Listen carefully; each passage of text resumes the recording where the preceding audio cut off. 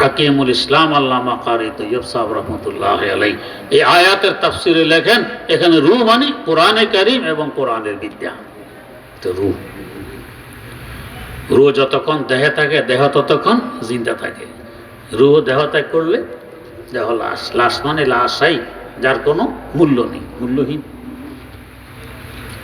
তাই দেহের তুলনা রূহের মূল্য কোটি কোটি গুণ বেশি। যদি আপনার সিনায় কেউ পিস্তল ঠিক ঠেকায় আর বলে একটি হাত কেটে নেব অথবা গুলি করে রূহ কেড়ে নেব, কি বলবেন? ভাই হাত কেটে নাও, তারপরে আল্লাহর ওয়াস্তে মাফ চাই, গুলি করবে না, রূহ কেড়ে নেবে না। দেহের তুলনা রূহের মূল্য অনেক। দেহের মূল্য তো রূহের বরকত। রূহ দেহ আছে, দেহের মূল্য আছে, রূহ দেহ নেই, এই 2 পয়সা মূল্য নেই, এটা তাফান করতে হয়। গোটা সৃষ্টি জগৎ থেকে কোরআনের মূল্য অনেক বেশি, যেহেতু এটা রূহ। কেউ আছে দেহের সেবক, কেউ আছে রূহের সেবক। কৃষক চাষাবাদ করে, শস্য উৎপাদন করে, দেহের খোরাকের ব্যবস্থা হয়, কৃষক দেহের সেবক। ইঞ্জিনিয়ার বিল্ডিং বানায়, দেহ আরামে ঘুমাইতে পারে, সে দেহের সেবক। ডাক্তার চিকিৎসা করে, দেহ আরোগ্য লাভ করে, ডাক্তার দেহের সেবক। যদি নিয়ত ভালো থাকে অনেক সওয়াব পায়। আর আলেম সমাজ কোরআন শরীফ পড়ে পড়াইয়ে রূহের সেবা করে, এরা রূহের সেবক। দেহের তুলনায় রূহের মূল্য যে পরিমাণ বেশি, দেহের সেবকের তুলনায় রূহের সেবকের মূল্য ওই পরিমাণ বেশি। তাই তো রাসূলুল্লাহ সাল্লাল্লাহু আলাইহি ওয়াসাল্লাম বলে গেছেন, খায়রুকুম মান তাআল্লামাল কুরআন ওয়া আল্লামা। তোমাদের মধ্যে সর্বোত্তম ওই ব্যক্তি যে আল্লাহর কালাম শিখে এবং শিখায়। কেন? সে রূহের সেবক। এখানে হয়তো আমরা মন ভাঙতে পারি, কোরআন শরীফ পড়তে পারি না, পড়াইতে পারি না, তো রূহের সেবা আর করতে পারলাম না। না, ডাক্তার রোগীর চিকিৎসা করে, সে প্রত্যক্ষ রোগীর সেবক।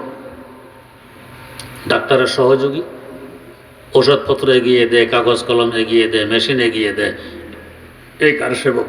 এ তো রোগীর সেবক, হোক না পরোক্ষভাবে। আলেম সমাজ কোরআন পড়ে পড়াই প্রত্যক্ষভাবে রূহের সেবা করে।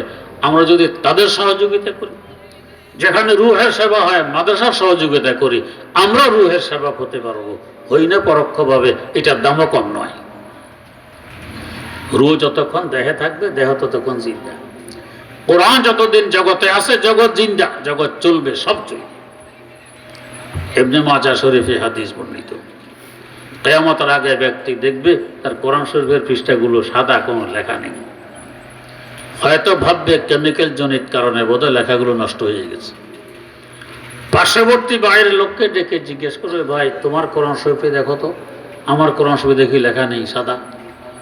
সে তার কোরআন শরীফে খুলে দেখবে, এইটাও সাদা, লেখা নেই। একসাথে সারা দুনিয়া থেকে সব কোরআন শরীফ উঠে যাবে, মানে রূহ চলে গেছে। দেহ রূহ ত্যাগ করলে, রূহ দেহ ত্যাগ করলে দেহ 1-2 দিন অস্তিত্ব থাকে, এরপরে ফলে, ফাটে, পচে, দুর্গন্ধ ছড়িয়ে পড়ে, পরিবেশ নষ্ট করে, আবহাওয়া দূষিত হয়, একসময় দেহ তার অস্তিত্ব হারিয়ে ফেলে।